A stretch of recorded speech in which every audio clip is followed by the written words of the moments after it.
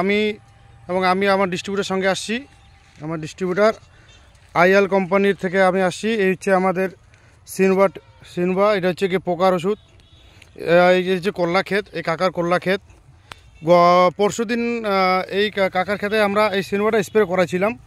তা এই পোকা ছিল হচ্ছে কি পোকা ছিল? সবুজ রঙের ছোট ছোট উড়ে পোকা। কেমন ছিল পোকাগুলো? প্রচুর ছিল, একটু কমছে। পাতাগুলো দেখেন, একটা পাতা দেখান একটা নিচে আছে, একটা পোকা আছে এখন।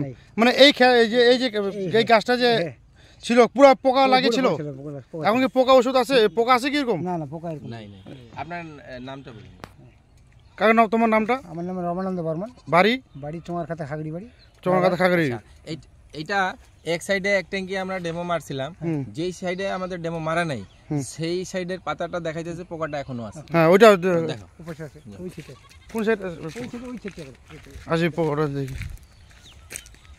আন্ত একটু পোকা এটা তো না না, ঠিক ওই সাইডে। এটা না, ওটা ওষুধ দেওয়া হয়তো, ওষুধ দেওয়া ছিল।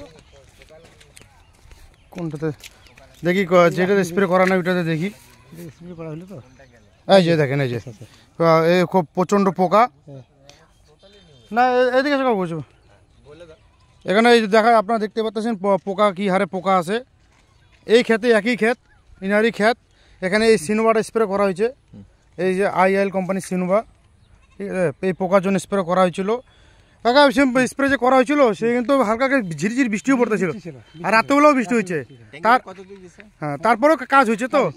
ট্যাঙ্কিতে কতটুকু দেওয়া হয়েছিল? ট্যাঙ্কিতে মোটামুটি 15 ml। 15 ml দেওয়া হয়েছে।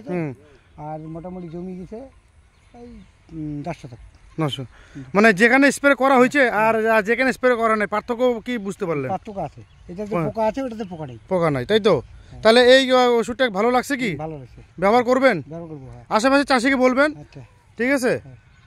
এই হলো আইএল কোম্পানির সিনোভা। এই কাকু দোকানে পাওয়া যায়। হ্যাঁ, শম্ভুনাথ সিং। ঠিক আছে, এই না দোকানে পাবেন। আর কোথাও পাবেন না কিন্তু, সেটা খুব দামি ওষুধ কিন্তু।